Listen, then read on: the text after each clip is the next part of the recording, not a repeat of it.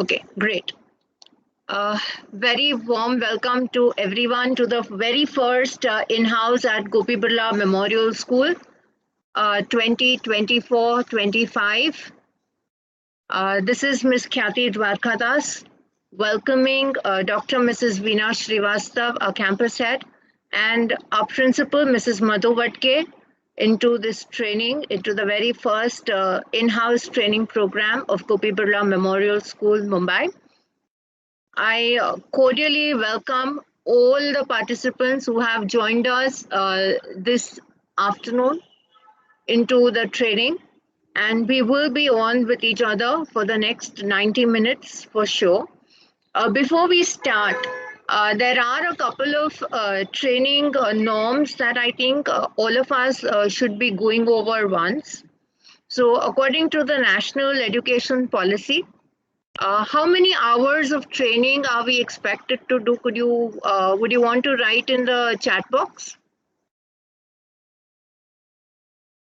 How many hours of training are we expected to do under the National Education Policy? All right, so somebody did write 50. Thank you. And okay, I can see so many 50s. Wow, brilliant. So when you're writing that, I am so happy and thankful that everyone is aware of the number of training hours. Now, how are we dividing these training hours? We have two big categories. One category is all the CBSE trainings.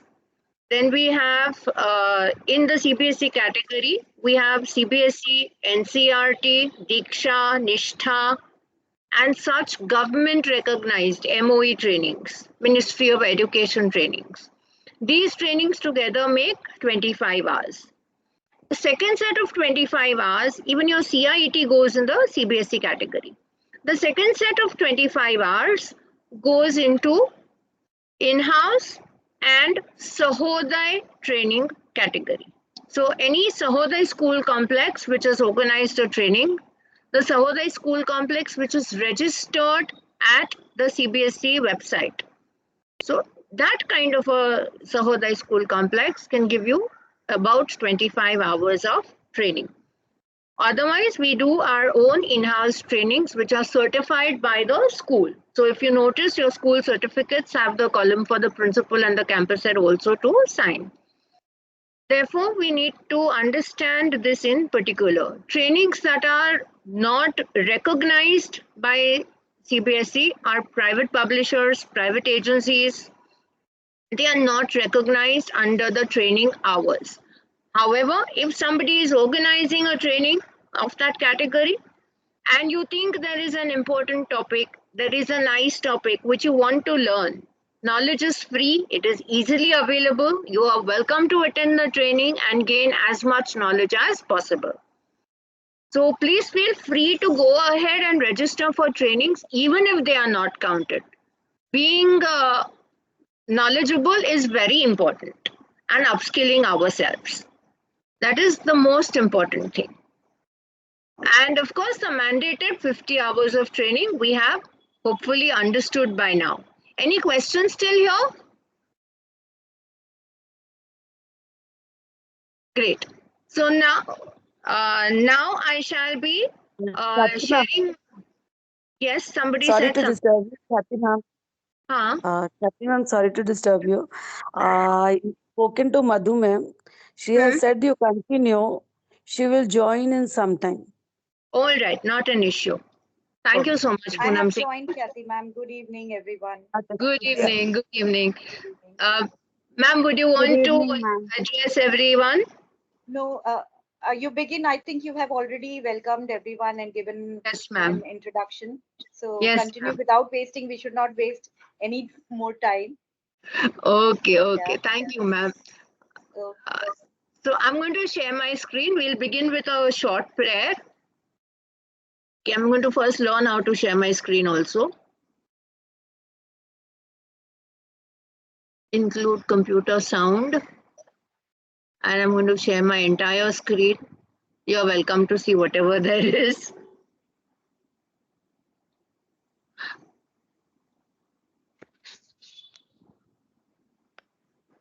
Let me know if you are hearing the sound.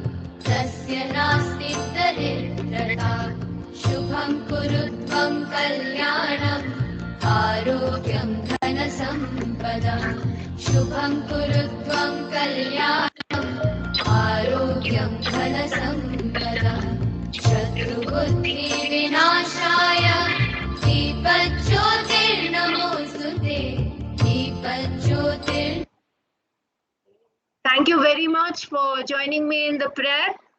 And now we shall be beginning with the actual PPT.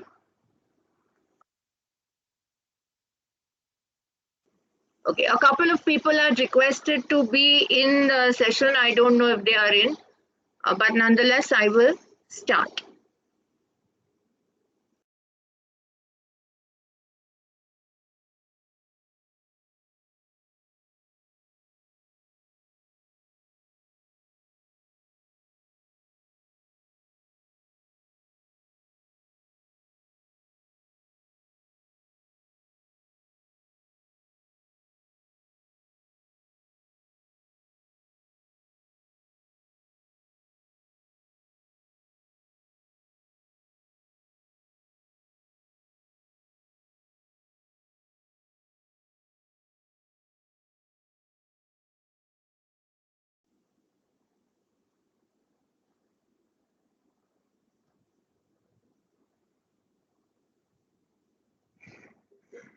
So I hope you are now able to see my screen. And we shall now begin. So inquiry-based learning basically is a very big dynamic paradigm shift. And when we talk about inquiry-based learning, we need to understand that in inquiry-based learning, it is not a behaviorist approach unlike what we used to have originally, but it is a constructivist educational approach. As a difference between behaviorist and constructivist educational approach, we have two basic points. In the behaviorist approach, it is a very teacher-led classroom. Everything focuses around the teacher. The teacher decides what to teach, how to teach. Your goal setting is also absolutely teacher-based. Like if I give you an example for a behaviorist approach, it's a very famous cartoon of Stripe learning to whistle. So the teacher taught Stripe how to whistle, but nobody heard Stripe whistling. That means the teacher has only taught, the child has not learned. That was a teacher-centered behaviorist approach. But when I talk about a constructivist approach, it is student-centered. So the teacher would say at the end of this unit, Stripe will demonstrate how to whistle. So when Stripe demonstrates how to whistle, the student takes onus of his or her learning. Okay, there is somebody in the lobby, I'm admitting that person.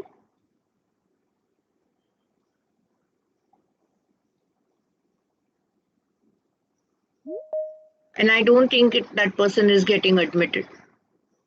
There is an issue with admitting people now.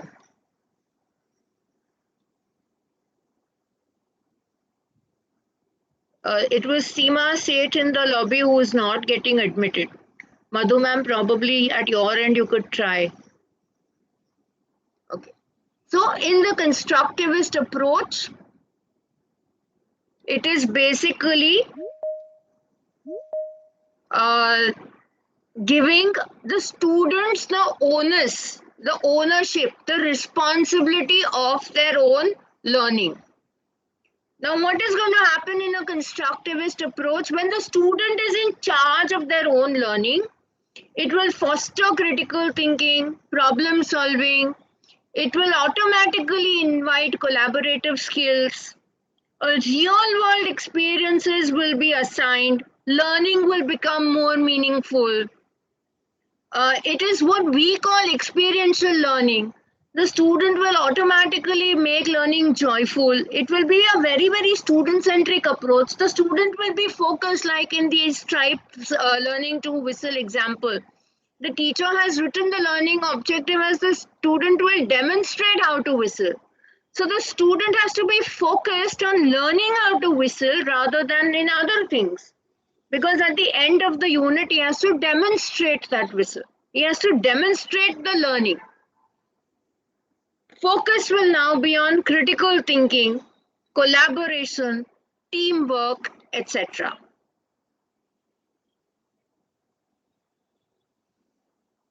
Now, this inquiry cycle by itself is a very, very dynamic process.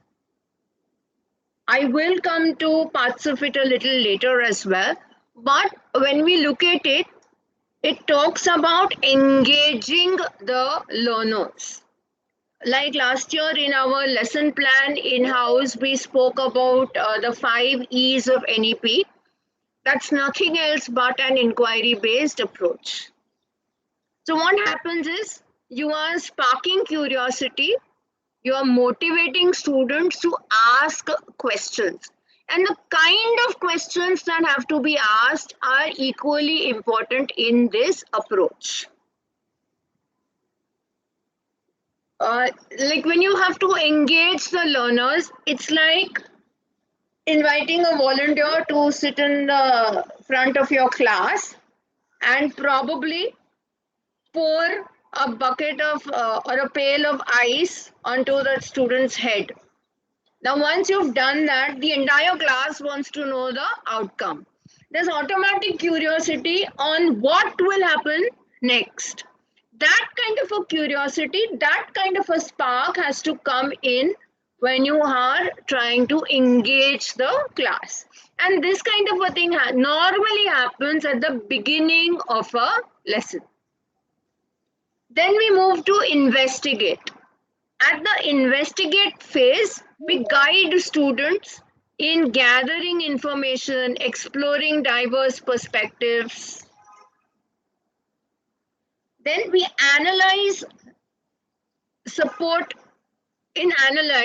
we support students in interpreting data, drawing conclusions, developing new insights, trying to find out, going beyond.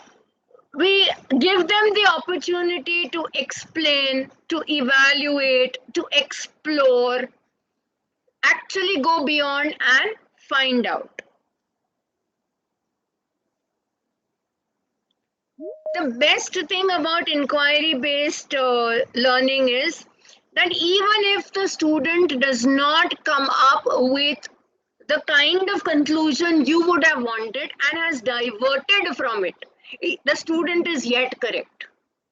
So it gives the student a lot of research-based perspective. It motivates the student to be an active learner.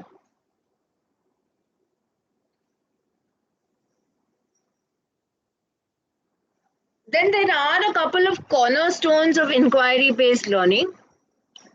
which we also call pillars of inquiry-based learning. So it's a learner-centered approach. I told you at the end of the lesson, Stripe will demonstrate how to whistle. And students drive the learning process. They go ahead, they find ideas, they research, they explore, they come back and discuss in the class collaboratively, they explain certain concepts. The teacher asks questions to arouse curiosity. Questioning and exploration are both very, very important concepts under inquiry-based learning. Questioning by the teacher should be directed towards reaching the learning outcome. And with each question, the students must feel like doing more research and seeking more and more answers. Each question asked by the teacher should bring about a learning feeling in the students that they will ask you more questions to reach their curiosity. It should be an investigative approach. And like all of us say, we have to be reflective practitioners, so should the students. At the end of each unit or something, or at the end of each inquiry, students can reflect, self-assess, and give a feedback. The teacher can also give a feedback. The teacher can reflect and check on the learning outcomes that are met, as well as give a feedback to the students on what they can do, how they can do, and where they can improve themselves. At this point in time, a feedback does not mean to say good. What is good? How do you define good? What is very good? How does a student know that this is good and this is very good? So the feedback we give the student should be such that the student is able to understand where to improve to be the best. There is no competition between students. The student has to improve himself or herself. The competition should be within the student to do better in the next assessment. So when we come to assessment, inquiry-based learning gives you authentic assessments. You are evaluating students' understanding. Please don't mind that spelling. Evaluating students' understanding through real-world tasks and projects. The teacher is giving a formative feedback, which is timely, specific feedback, which is going to promote student growth. So I have been saying this time and again, it's not a good or a bad. What should I do? What should the student do to come up to the class level?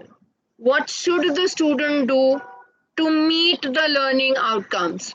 Where is the student faltering in meeting the learning outcomes? That is a very, very important feedback. Student self-reflection, you have to encourage students to assess their own learning and set goals for their future. Whenever you are setting goals, goal setting should always use the SMART goals approach. SMART. Specific, measurable, attainable, relevant, time-bound. Specific, measurable, attainable, relevant, time-bound, SMART.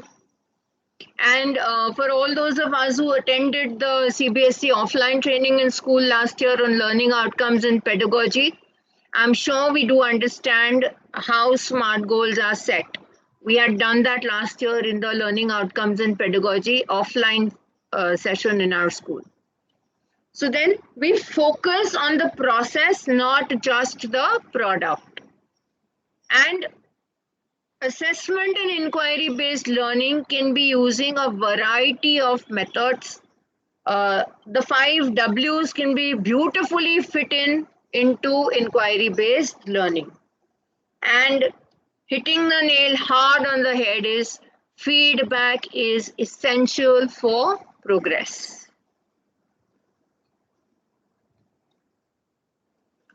So then one would always ask, what are the benefits of assessment and inquiry-based learning? This is again giving students the onus, the responsibility of their own learning. We are encouraging reflection and self-assessment. It provides data for instructional improvement. If my target is Stripe will demonstrate how to whistle, I am going to take a check, is Stripe demonstrating how to whistle at the end of my unit? If not, where is my reflection? What can I do that not one Stripe but every Stripe in my class can not only demonstrate how to whistle but can improve and improvise and create a new tune in the whistle? What are we doing to attain that? Support student motivation and engagement. So inquiry-based learning is really helping you to keep the students engaged in the classroom, motivated at all times, because it is a collaborative approach, it is research-based approach. And students are active learners in their own classroom.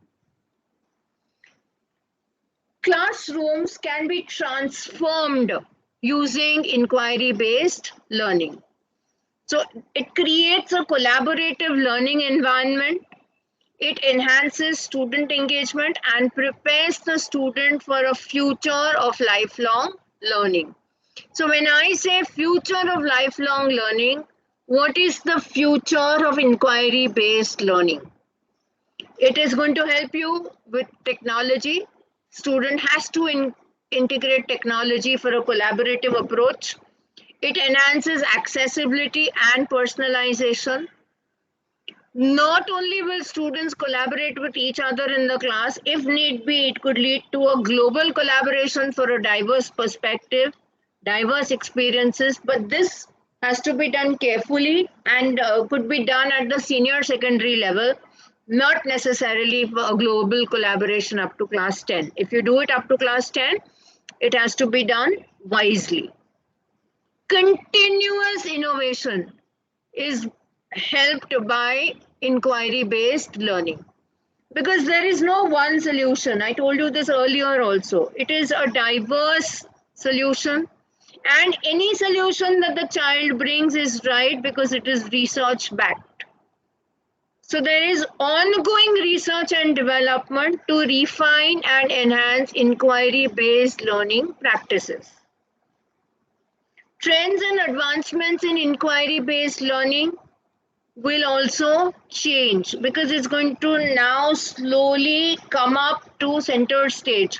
If you've been reading the NEP 2020, which is our National Education Policy 2020, or if you've read up on the NCF, National Curriculum Framework, School Education, which was released last year, then they have shown you, even if you read the curriculum for the classes 9, 10, 11, 12 this year, they have specifically said in the curriculum as well that inquiry-based learning, constructivist approach, experiential learning, these are the new pedagogies, new teaching learning strategies which have to be brought into every single classroom. Of course, the main pedagogies which deal with competency-based education will happen in the future in-house trainings of April, but yet we are touching upon the trends and advancements. Role of technology in enhancing inquiry. Today, if I need to inquire something, I may not be able to locate a book easily to research on. I may not get a particular journal entry easily. But if I know the source, I can always type in and quickly at the click of a button get the information I need. So role of technology is very, very important when it comes to inquiry-based learning. And the expected impact on the future of education is tremendous because every student will be responsible for his or her learning. It is a very, very transformative approach to education. It empowers students as active learners, fosters critical thinking, problem solving, equips students to face the challenges of the 21st century, and empowers learners as knowledge constructors. So when we come to the benefits of inquiry-based learning, I think by now you've got the idea of inquiry-based learning. It is enhanced student engagement, deeper understanding of concepts because it is research-backed, and development of essential 21st century skills, problem solving, critical thinking, creativity, communication, decision making. All of these skills get enhanced, and the child is able to take correct decisions, informed decisions. It also establishes a supportive learning environment. Like on some days, we do see a very disruptive class because the level of engagement of the class is missing. There is a little lacuna in the level of engagement of the class. So we have to establish a supportive learning environment by providing inquiry-based learning. Give the students the opportunity to explore. Like in my own subject, social sciences, we have to do an interdisciplinary project for 10 teaching periods. And the students do not know what is going to happen in which period. When we just tell them one day prior that from this day we will be starting with the interdisciplinary project or IDP. The teacher has to be fully prepared and give all the exploration opportunities to the student. So in the classroom situation only, you are testing group discussions, you are testing radio shows, debates, you are testing their skills at collaboration. There are so many things that are being tested. There are video links with a report, with another discussion. There are case studies. You are constantly testing their level of the Bloom's taxonomy. You are constantly testing their multiple intelligences as given by Howard Gardner in his book, The Frames of Mind. We are constantly doing that. Now, so inquiry-based learning is a very good example. In fact, IDP or interdisciplinary project is also a very good example of IBL because in inquiry-based learning, we have to give them research as an opportunity. And in the interdisciplinary project, there are days assigned for research. So you tell them today that in our next class, you will read up on this, which is not in the textbook. There is a day assigned to library visit. There is a day assigned to expert talk. There is a day assigned to a kind of a fish pond discussion where everyone's sitting in a circle, maybe representatives of each group, and there is a healthy discussion on different aspects of their learning. So it's a complete different world for them. They don't know what's in store for them. And because it's new, it's going to get into a lot of new opportunities for student-led discussions. And by doing these authentic tasks, the teacher has a rubric for every period of those 10 periods, where entire process is being assessed. So a lot of inquiry-based learning can happen that way. It is already happening in our schools. Sorry?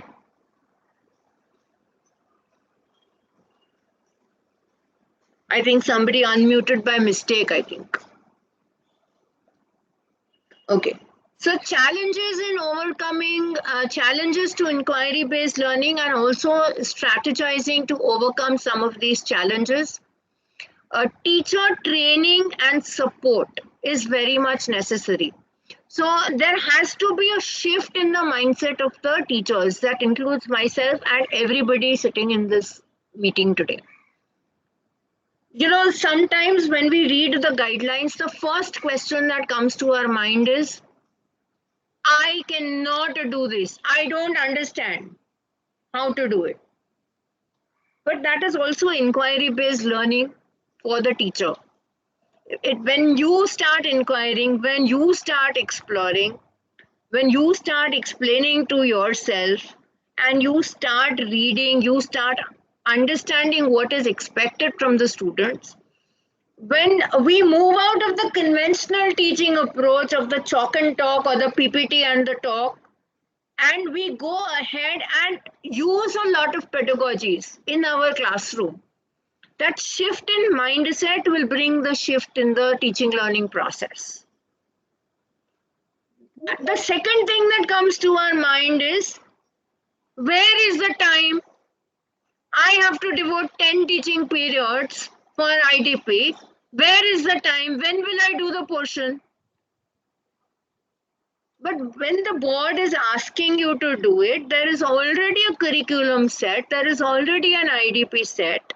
That means there is an adjustment made in the curriculum to teach with the IDP. How to plan that time constraint is the value of a true teacher.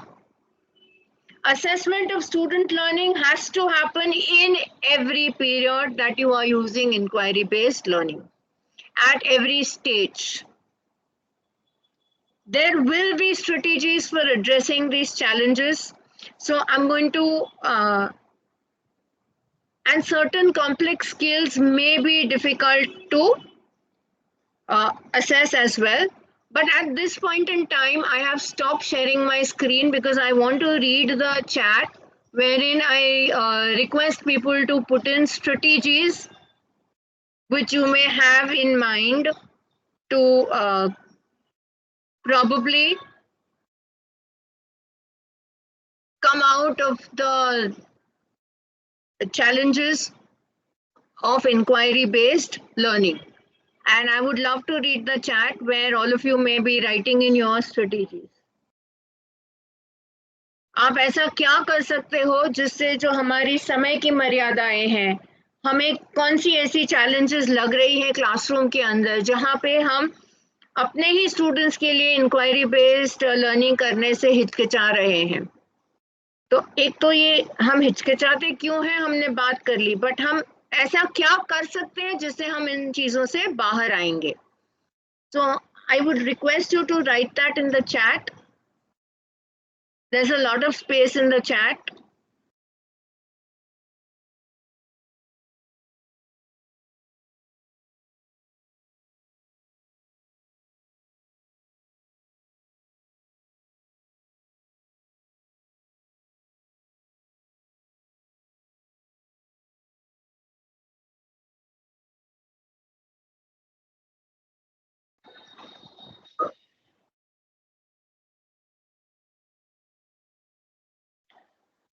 So Umesh sir says self-motivation. Perfect, sir. Thank you so much.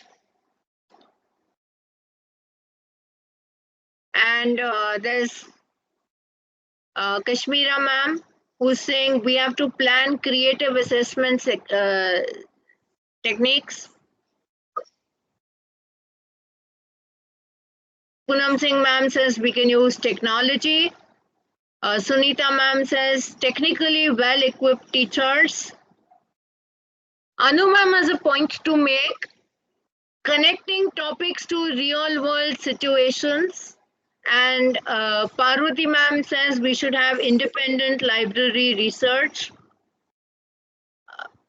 Roshali ma'am says grouping the work, so creating groups. And Swati ma'am says group discussion in a guided, timed manner. Perfect. I am so happy for all those of you who've been writing in these strategies. There will be a lot more strategies where I am sure all of us will be thinking about. There is a lot to ponder on. And I am sure, okay, so there is somebody here who's writing blended learning. Arlene ma'am says blended learning. Wonderful.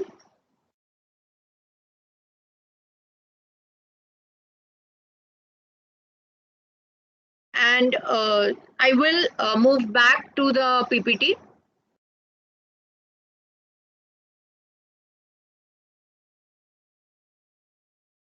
Just give me a moment to share my screen.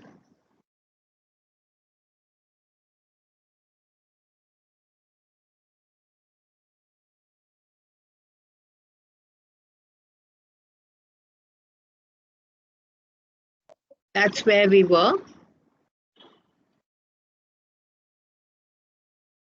So when we spoke about the pillars of inquiry, I did tell you the cornerstones of inquiry-based learning.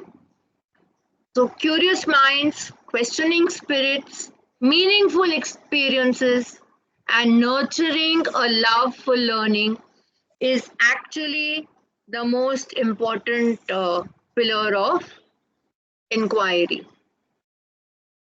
Teachers, I request you not to exit the meeting because this is a continuous meeting. We are using a licensed version of Teams. So the meeting will not end until we end it.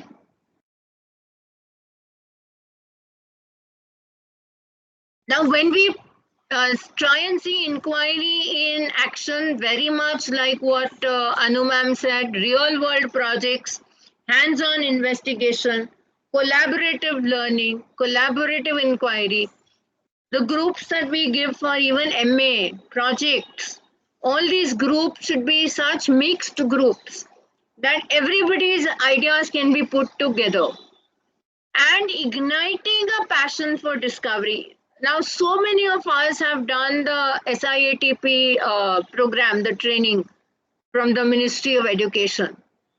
But how many of us did actually even try to continue with innovation? How many of us actually even thought about getting a patent in our name? All of us were struggling passing that IPR, the patent and the copyright exam. But how many of us even tried getting a patent in our name? How many of us even went beyond the classroom to even explore a discovery model? So there are a lot of these things. We all did the training. We all got beautiful certificates and badges and whatnot. But we left it there. We have to take every training and swath into our classroom. The point of upskilling ourselves is visible, is important only when the training is visible in classroom transaction. Now, the impact of inquiry is measurable outcome. Like I told you, the feedback cannot be good. Feedback cannot be capable of better. What should the student do to meet the learning outcome? That is a measurable feedback. It must enhance critical thinking, whatever inquiry you give. It must help the student solve problems. The problem could be just as small as he has hid my bottle, or somebody playing Oli with that water bottle with that, what do you call that, pichkari water bottles that we have in our school. They just spray water from there. So the problem could be just as small to as big as the universe coming to an end next minute. No matter how the problem is, what the problem is, the child should be able to think critically, logically, analytically, and solve the problem, use effective communication skills, and really think creatively. This will foster lifelong learning in the students. So, sometimes we may even want to do this kind of a game. You ask the students, give the students a story like they are probably left alone on an island, uninhabited island, and they are probably a group of just 5 students. What would be their priorities? They are allowed to take only 3 things with them between 5 students. Which would those 3 things be and why? And you help them to make the process of elimination. Because once they list the things available to them, they will realize not even one thing that they have listed is a priority as a life-saving skill or is a survival skill. And then it will set them thinking to what is more important in their life. So that is how inquiry will create a longer impact in the minds of the students. Whatever we teach in the classroom will stay with them for life if we have made that one effort. Future of inquiry, it has a lot of scope because it is going to personalize the learning path. It will give them global connections. It will be the future of education very, very soon.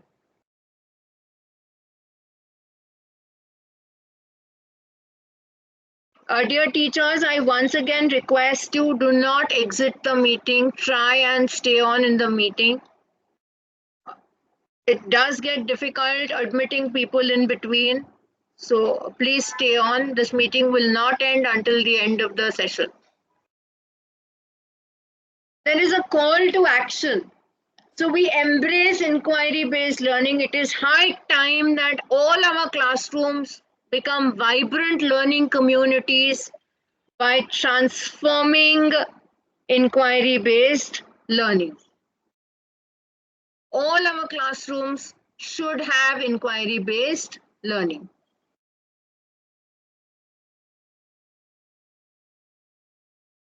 So this is the end of just one part of the presentation. I'm going to stop sharing my screen.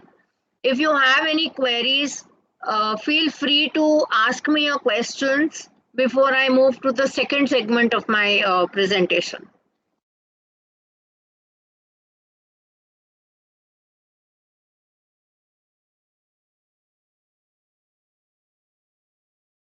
Either I'm too good or too bad if there are no questions. Or I am so disengaging that people have left the meeting and gone, just leaving their names in front of me. No, ma'am. It was a wonderful session. Very nicely you explained. Thank you, Kashmira ma'am. At least I know somebody is there with me in the session. ख्याति ma'am, ये ज्यादातर बड़े बच्चों के लिए use होगा, not for smaller kids, like not for 6 to 8 और भी junior classes के लिए. मैम ये फाउंडेशनल स्टेज से स्टार्ट हो रहा है. सीबीएसई ने एनईपी में भी यही लिखा है, सीबीएसई ने करिकुलम में भी यही दिया है, एनसीएफ में भी, एनसीएफ एफएस में भी यही स्टेप्स बताए हैं. तो फाउंडेशनल स्टेज से ये स्टार्ट होकर सीनियर सेकेंडरी तक चलेगा. केवल जैसे जैसे करिकुलम बढ़ेगा, इंक्वायरी की लेवल बच्चों की उम्र के साथ बढ़ेगी. Thank you so much. Yes, Umesh. Some topics really need the explanation practically, like for the botany and all that. But we have to take the students to show the plantation, or that can be done. Yes, we have to. We have to give the students a very experiential approach. Like we have John Dewey, father of experiential learning, telling us how to take it forward, what experiences to give the students. So we have but yes, sir. Time in our timetable. Time in our timetable is very restricted to us. Okay. So again, sir, I had brought this up in the challenges slide as well. The time constraint is what we all cry about. Even I am crying today. If you notice in the staff room, I'm asking everybody for periods in 10A and 10B. And I have in fact informed everybody that if there is a proxy in 10A or 10B, I want it. because I am losing my periods doing IDP. I am losing a lot of my time explaining how to go about doing the IDP and plus covering up on my curriculum. But every day it is not going to be a proxy day. So we have to plan our curriculum in such a way. The curriculum by itself is giving us a lot of guidelines on rationalized content. The curriculum is also telling us in how much approximately stipulated time or periods or what is the mark allocation for a particular unit. So keeping those in mind, we should plan our classroom transaction. So now from next week, when most of our senior HODs take up pedagogy as their training, we will definitely learn a lot of new ideas to simply cover the curriculum in a nice play way, happy method, testing the competencies of the students. So I am also looking forward to the trainings that are upcoming. Nonetheless, I will now start with the second segment of our training today.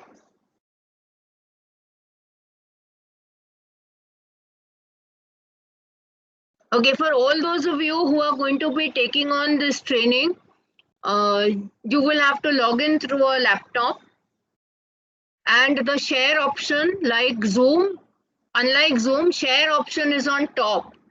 And if you share if you share window, it gives you the option of sharing what part of the window you have or you wish to share. And I have my PPT open, so I am immediately able to share it. So those of you but who ma'am, but ma'am, I'm on my phone. But at home, you will have to take your laptop when you are doing the training, when you are conducting the training. No, conducting a training from the phone. The phone allows you to share, but it does not allow you to record. Right now, ma'am, right now I'm talking about. Right now, you are not doing the conducting a training, no? This is, I am also teaching all those who are conducting the training next week onwards that these options are available because this is a new platform. Some of us may find it difficult. Therefore, I am just by the way, suggesting that it is visible. Yeah. Thank you, sir. Thank you, ma'am. Method of inquiry learning cycle. We should know how we are going to go ahead with inquiry. Now, we always speak about questions. And what are the questions? What are the kind of questions that we need to pose is another question altogether. So inquiry-based learning is everything about asking the right kind of questions. It is a guided learning approach where we are at the same time knowing the right kind of questions to ask. It's a scaffolding which we are giving to the students, and at the same time, we will withdraw the scaffolding as they have learned. Once the solution is found, you withdraw the scaffolding and give them, it's like saying, teaching your child the first step. Once the child learns the first step and is able to walk, you start withdrawing your support. No, when the child is learning to walk, you're holding the hand, then you're holding a finger, then you leave the finger, let the child balance. And as the child balances and walks on his or her own, slowly you walk along with them and you start withdrawing support until the child learns to walk. That's exactly what inquiry-based learning is all about, that questioning style at inquiry-based learning. It's a scaffolding approach. Spend time investigating and research on the problem first yourself as a teacher, and then make plans and record the steps. What steps would you be expecting? Record matlab not video record or audio record, but note them down. Keep an inventory of your recorded steps. This will help you in guiding students further on how to go about taking on the investigation further. create a plan, a prototype, and a course of action based on research. Now, this is what you will have to guide your students with.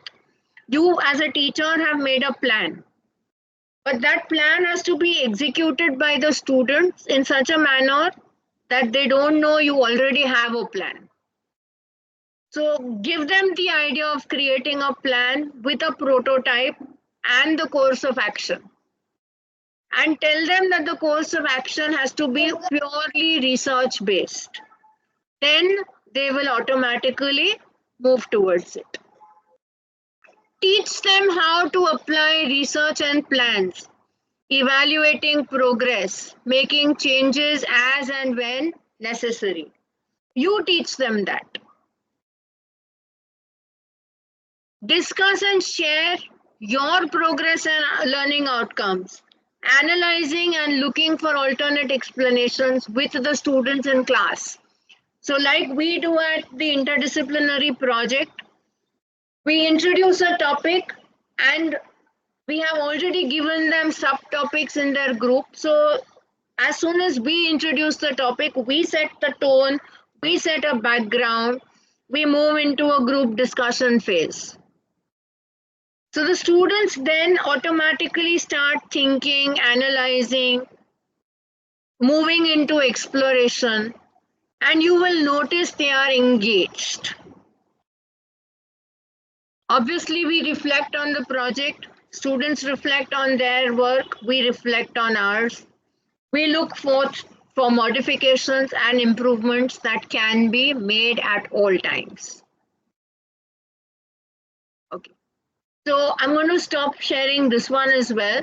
And before I move into the final one, which according to me is the icing on the cake, any further question that you may have till here? Okay. Seeing none, I proceed. Because like all of us, I too am facing a time constraint where I have to finish my presentation, hopefully in time, though we've started a couple of minutes late and we will end it by then for sure. So which are the essential inquiry questions? What are they? How do I frame them as a teacher? What tools can I use to develop essential inquiry questions? Now, if you find a lot of social science coming into this, please don't mind, because while creating this also, I was thinking about my own subject and interdisciplinary project, which I am going to be facing in the next 2 weeks. So that staying at the top of my head, this PPT has been created. So we normally use the 5 W's in questioning: the who, what, where, when, why, and how. This is what we normally use in questioning. And when we talk about Bloom's taxonomy, most of us say that whatever question begins with a what, who, when, where, these are the ones that are lower order thinking. But do not assume it that way. If you're seeing the slide here, what defines success? Now that is one of the highest orders of thinking. Who is a true leader? Now that can have such a big open-ended variety of answers. When is work fun? Now that's going to set you thinking on multiple questions. And these kind of questions are going to lead into further questions. Similarly, when we say a question which begins with a why, which, and how is a higher order question or a higher order thinking question, again we are mistaken, because why did World War I start? It's a simple recall question, absolutely based on the text. Which letters are vowels? Any language teacher would know or would be able to answer this. So any student who's studying vowels and consonants would be able to say it. How did Mary return to her country? So somebody who's taught this on Mary would know how Mary is returning to her country. So these are simple things. They are non-inquiry based questions because you are testing oral recall here. You are testing what the NCF terms smriti. What is in memory is being directly tested. Competencies are not being tested on this. But when you see the first part, the simpler ones, the what, who, and when, are testing higher order, analysis, open-ended questions. They are promoting inquiry. Now, when I talk about characteristics of essential inquiry questions, they have to be thought-provoking. They have to have higher order thinking skills. They should give scope to discovery, exploration. They have to have content beyond the textbook. One question should lead to multiple other questions. It should spark curiosity and further inquiry. It requires justification, support of ideas. The teacher and the student should be able to revisit concepts based on acquired new knowledge. And concepts learned in one particular unit should be transferable, should lead to more ideas, more thoughts, and more inquiry, a little more curiosity. Now I have come to know, like Stripe has now learned how to whistle. That's the simple whistle taught by the teacher that was given in the curriculum. But now when Stripe gets into inquiry-based learning mode, he's going to revisit the acquired knowledge and is going to try and create a new tune to the whistle. After some days, that tune will be old, outdated, and with the help of his collaborative friends, a futuristic tune may come up. That tune may not have been existing today. Today, they may copy a music from here and there. They may try and play it, tap it, foot tapping number. But ultimately, one day, they will create their own. That is the essential of inquiry-based questioning. So an essential inquiry question stimulates thought, provokes learning beyond the textbook, provokes further questions, develops research skills in students, invites further probing about concepts. They should be wanting to ask you more about every concept, generates curiosity about the world around us. Now, when we look at the tools for framing essential inquiry-based questions, we've done this question matrix last year also in our training programs, but I will still go over it. On the vertical axis, you have your 5 Ws or the 6 Ws.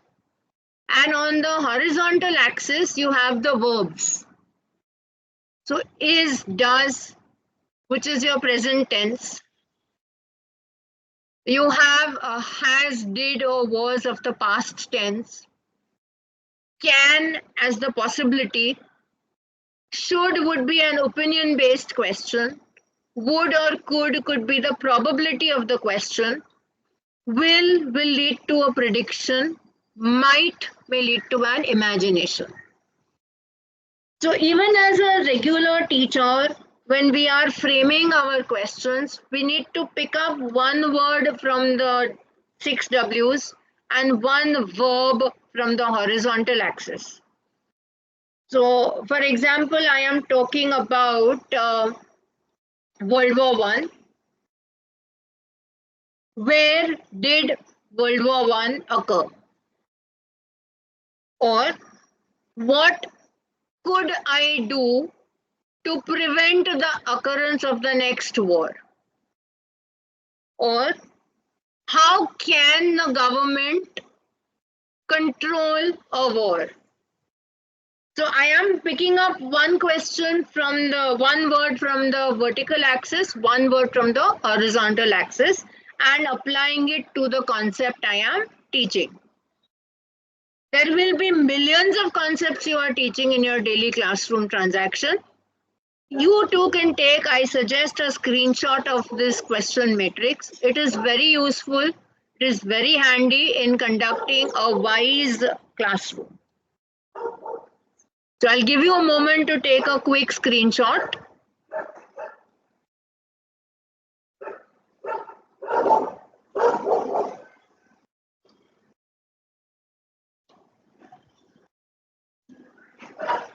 And presuming you have, I'll move further.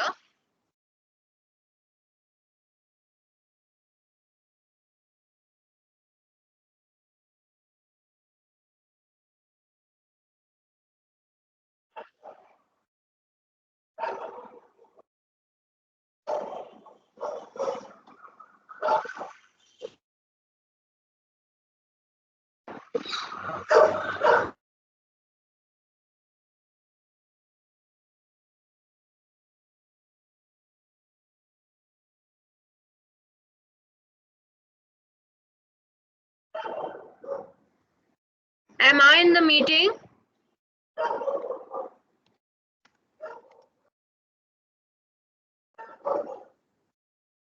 Yes, you are in meeting. Yes, you are in meeting. Thank you, Kashmira ma'am, because I got disconnected from the presentation. Thank you, Poonam Singh ma'am. Thank you to all of you who are confirming. I got disconnected. My presentation got disconnected. That's the only reason why I'm asking. Okay. So I was right here. And I presume you're able to see this. So look at this image. I want every one of you to participate and give me questions for this image. Use one question from the vertical axis, one word, and one word from the horizontal axis. I would appreciate if you could unmute yourself and talk, because I am not able to read the chat while presenting. What you can see in this picture? What do you see in this picture? What are the causes of drought? What are the causes of the drought? What are the causes of the drought? What can be done? How might we ensure this situation doesn't occur on Earth? Wonderful, Jenny ma'am. How might we prevent this situation from future? Okay, there was somebody else talking as well.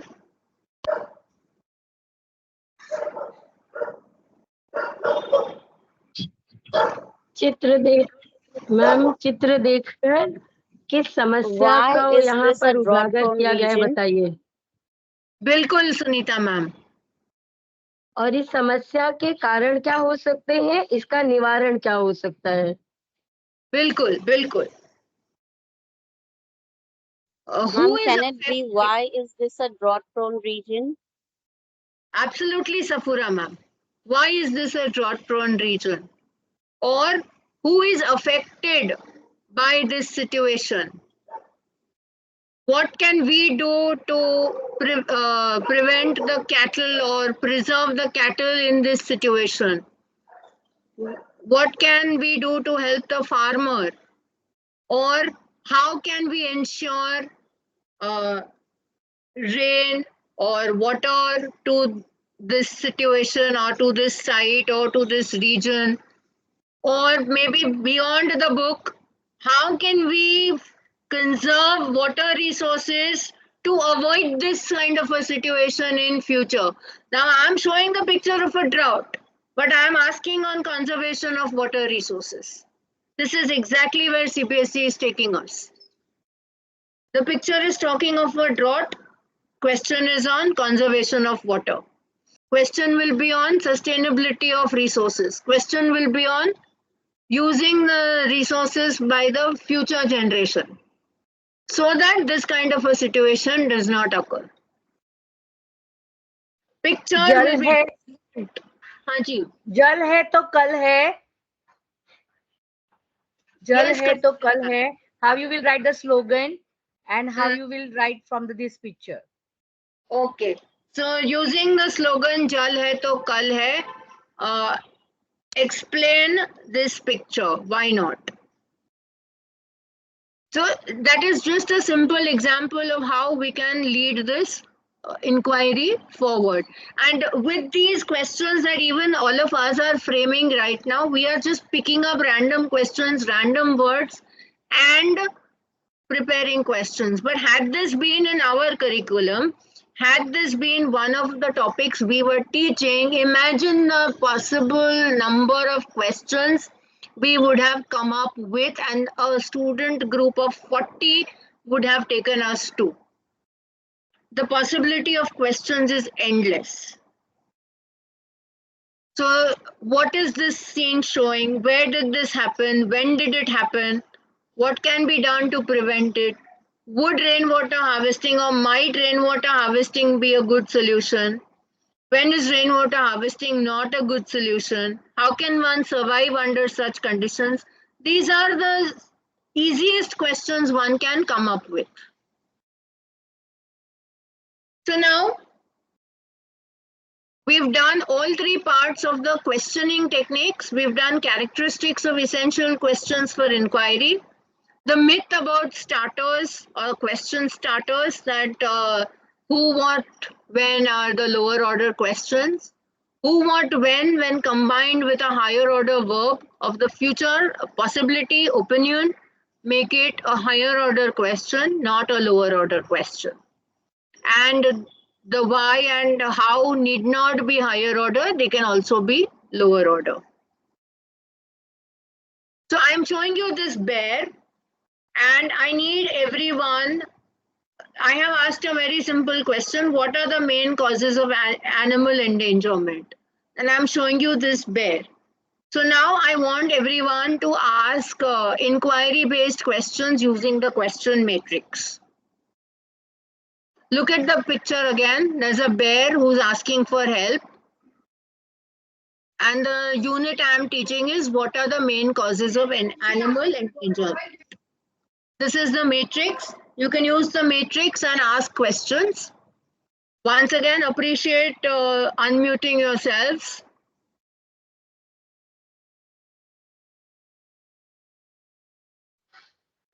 You can ask the bear is standing on which base? Okay, on which base is the bear standing? It's on land or like ice? Sorry? It is on the land or ice? All right. Is he on land or is he on ice? Fine. Somebody wanted to ask me something. Khyati ma'am, Rishali here. Good evening. Good evening, ma'am. The bear is asking, as we are talking of animal endangerment, the bear is asking, where should I go? Where should I go? Perfect. Where should the bear go? Should the bear be here? Perfect.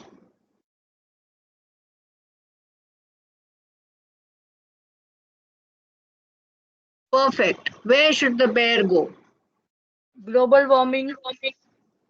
Global warming is a word, ma'am. I am looking for one word taken from the standing axis, one word taken from the sleeping axis. If someone could please convey to Umesh sir, his entry is being restricted by his own network. He's waiting in the lobby. I tried admitting him. Yes. How can we humans the bear? How can we humans help rather? So, how can ma'am, we humans? Khyati ma'am, humans help animals? How can we humans help animals or help the bear? Wonderful, Suraya ma'am. Khyati ma'am, can Yes, we write like that? What might can I do to sort out the problem of the bear? What all things I can do or I might do to sort out the problem faced by the bear? What could you do as a student to help the bear? Help to sort out the problem of endangerment. Or what can we do collectively as a group of students or as a class to help the endangered species? To help prevent endangerment. Endangered species. Yes, to prevent Anjali. endangerment. Yeah, to prevent endangerment would be difficult because people who become endangered, the species that becomes endangered, would be really difficult to prevent.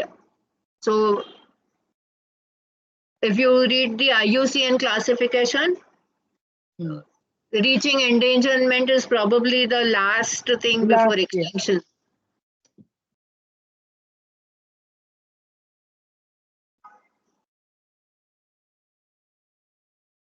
Okay. So I am unable to admit too many people. I think Karishma ma'am got admitted, but Umesh sir, I don't think I could admit. His network collapsed each time he asked for it.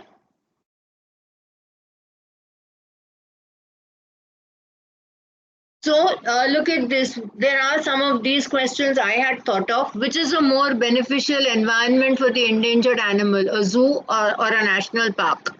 And why? What might be some of the rules that you would make to preserve the endangered animals in your country? Or what might be some alternate ways in which humans can protect endangered animals? Or how do you feel about the promotion of tourism to the habitat of animals which are natural or man-made? What risks do zoos and national parks pose? So these are question starters that we may have come up with. Yes, somebody has unmuted.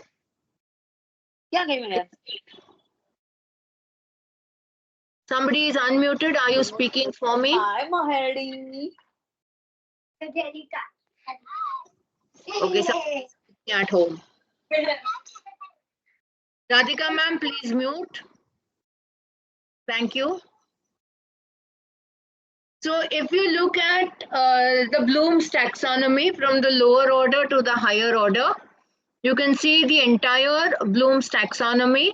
Remember, understand, apply, analyze, evaluate, and create. And at the same time, you can see corresponding 6 thinking hats, from the white hat to the green hat, from the lower order to the higher order of learning.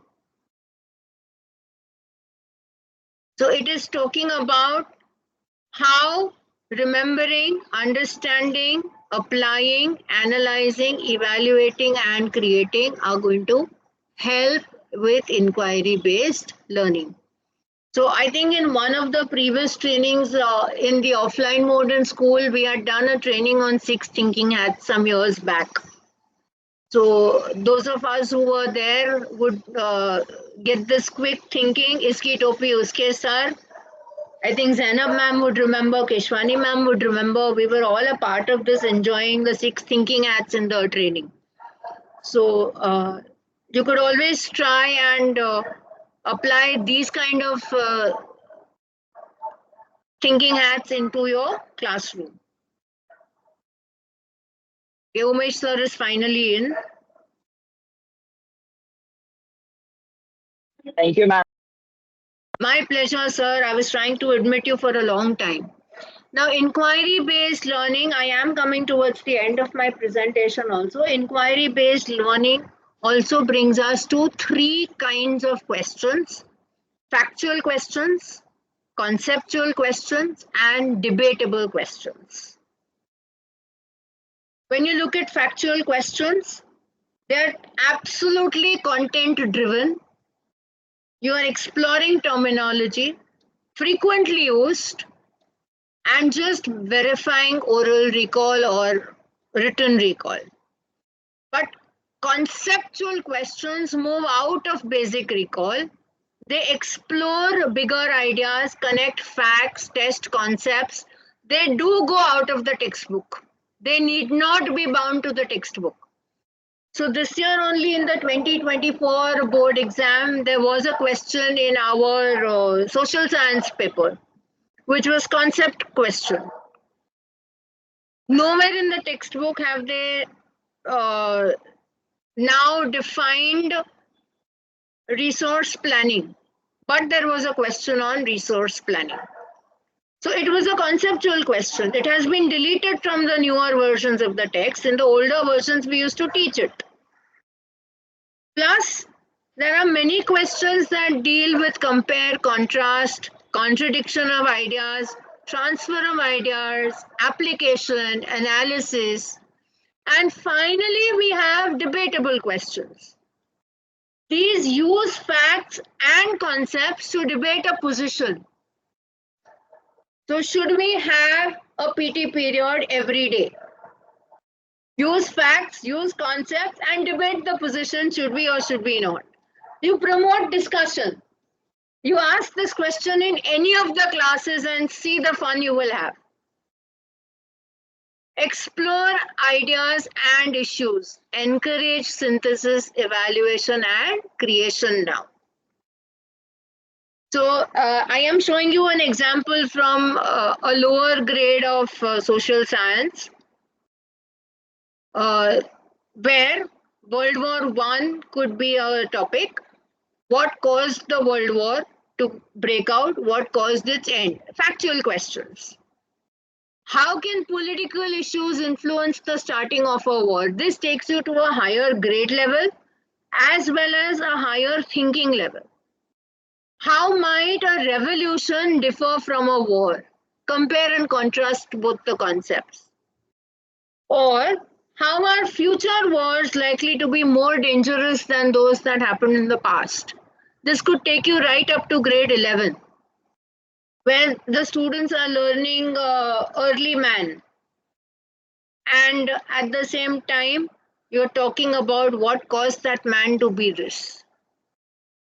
Debatable questions. Do we need to fight wars? Can't we resolve issues amicably? What are the factors that influence one war at the time that at the same time influence all wars? Justify your answer with a lot of explanation. It could be a long answer question. So from a 1 marker to a 3 marker to a 5 or an 8 marker, we have all three in front of us. From a lower grade to a middle grade to the highest grade, again we have all three in front of us. We also have, with this one slide, all kinds of inquiry-based questions that can be put to test by one teacher in one grade.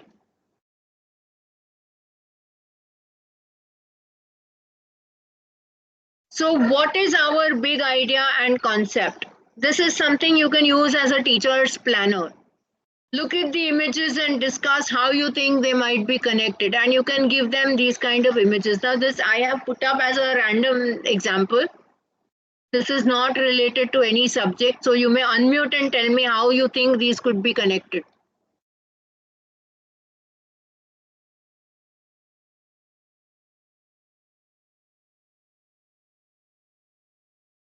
Please feel free to unmute and speak.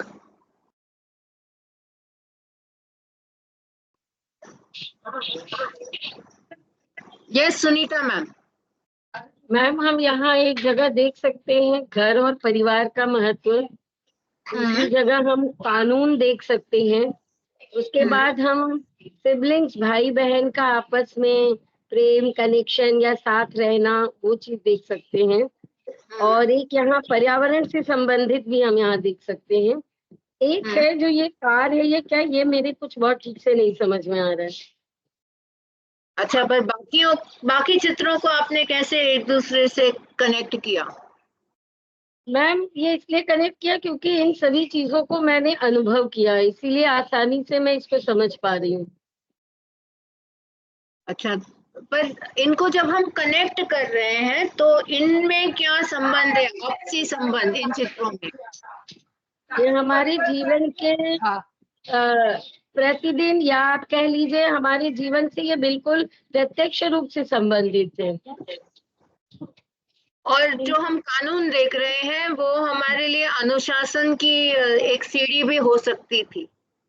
Ji ma'am, बिल्कुल बिल्कुल। हाँ, ये किसी पाठ को पढ़ाते समय हम बहुत अच्छी तरीके से इसको जोड़ सकते हैं जहाँ कहीं इसकी आवश्यकता पड़े। बिल्कुल। अभी ये जो दो गाड़ियां हैं वो शायद अनुशासन तोड़कर ऐसी परिस्थिति खड़ी हो गई है, संभव है, या किसी ने वो सीटी बजाई नहीं बीच में, तब भी ये संभव हो सकता था। दोनों में से एक ने वो एक्सीडेंट बचाने के लिए सीटी बजा दी होती, या सिग्नल का पालन कर लिया होता जो कि आखिरी इमेज में हम देख रहे हैं, तब भी एक्सीडेंट से हम बच सकते थे। तो basic hand washing and personal hygiene से लेकर पर्यावरण, अनुशासन, इन सारे मूल्य को हम एक पाठशाला में कैसे पढ़ाते हैं, उस पर ये पूरा एक चित्रण था। बहुत सुंदर उदाहरण है. What do you think our inquiry unit might be about? You can have a discussion on it.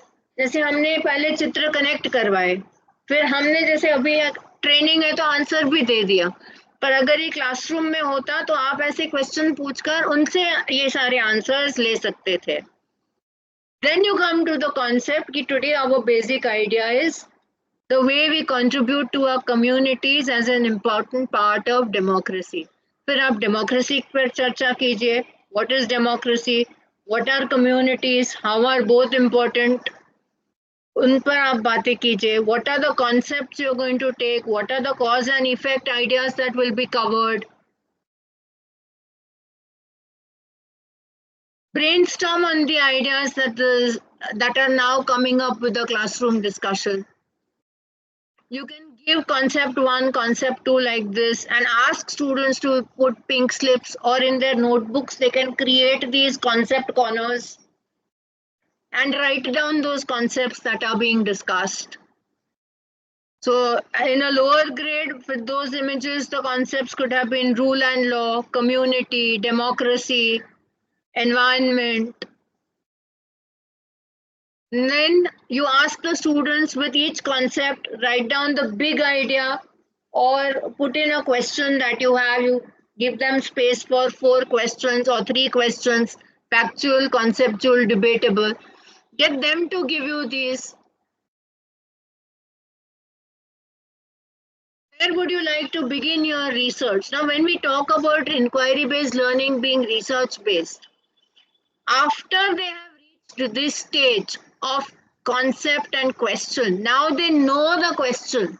मैंने पहले भी एक उदाहरण दिया था, if they are lost on an uninhabited island, जहाँ और कोई नहीं, केवल उन बच्चों का एक 5 बच्चों का ग्रुप है, what would their priorities be? So, and they start, they're allowed to take only 3 things or 2 things or 1 thing, whatever you shortlist. They will automatically have to start beginning research. What is the priority? Then you give them question time to get together, think, ask each other, understand, ask in class, clarify doubts, investigate. So the approaches that we use in inquiry-based learning are guided inquiry, and there is also something that we call open inquiry. If the teacher leads the inquiry process, it is called limited inquiry. There are many forms of inquiry, and we need to take this movement of inquiry-based learning further into our classrooms. We need to delve deep into our classrooms to take the process further.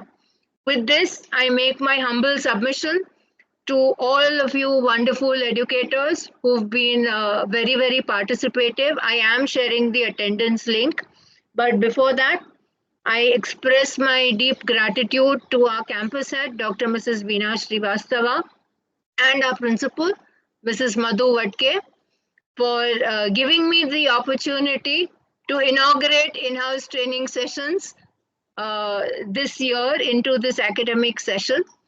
And of course, I thank each of you, our academic coordinators, and all of you who've been into this training.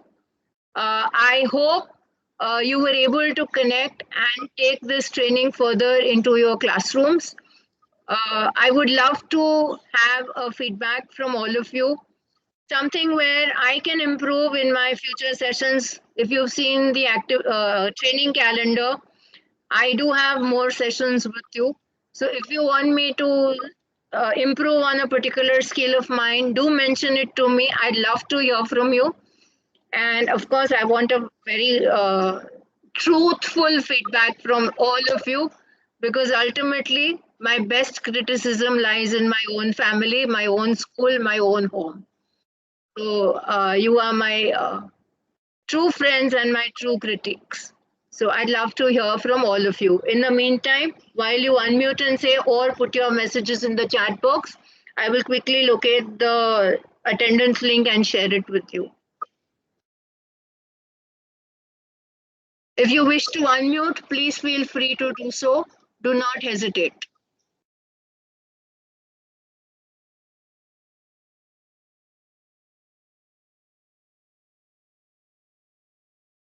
Hello, ma'am. Your session was really good, Zainab here. Ma'am, Oh, thank you, Zainab. these things, this pedagogy wala thing, na, you had actually made us recall whatever we had done last time, especially that Bloom's wala question. Thank you for that.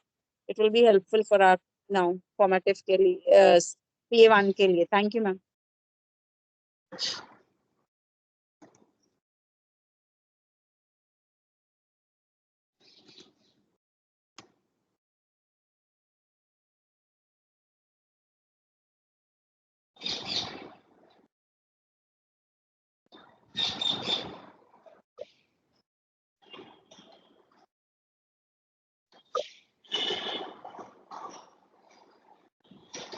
Thank you to all of you who are writing in into the session.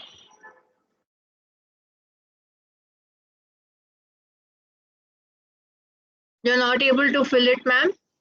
I think the form is open. It is accepting responses.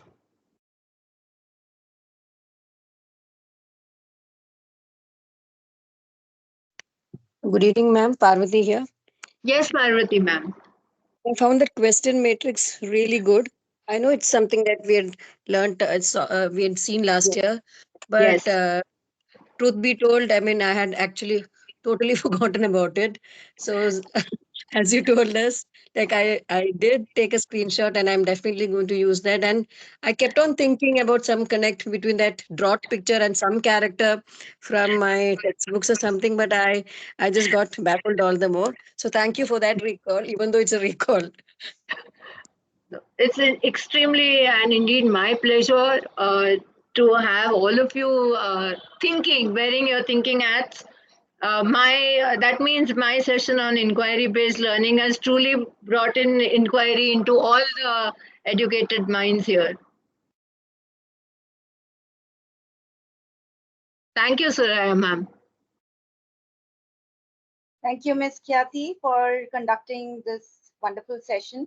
It was very informative, and though we had learned, as Parvati ma'am said, we tend to forget because of our hectic schedule. So thanks for reminding, and you beautifully handled the app. So I'm sure you will help the other teachers also to understand. I was trying to log in from the laptop, but which was not happening. So then finally I used the link that was posted on Fraternity. This app is a bit difficult, so teachers will have to learn how to navigate. And Ms. Khyati has conquered it. I'll say that. Thank you so much, ma'am. It truly means a lot coming from your position. And I am truly humbled by that feedback coming from you. Thank you so much, ma'am.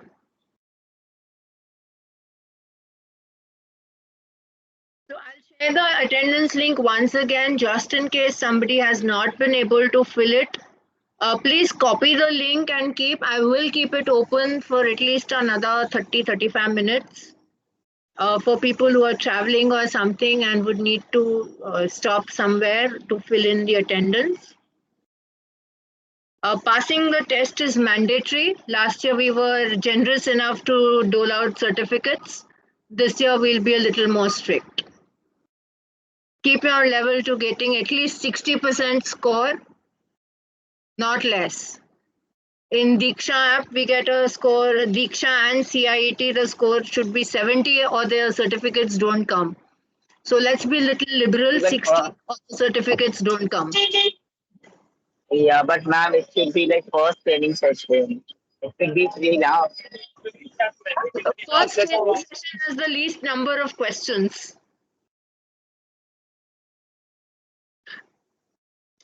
And if everyone's telling me it was great and wonderful and enriching, I'm sure there are questions which are in the assessment which are promoting inquiry. I didn't keep them recall. It's not just recall.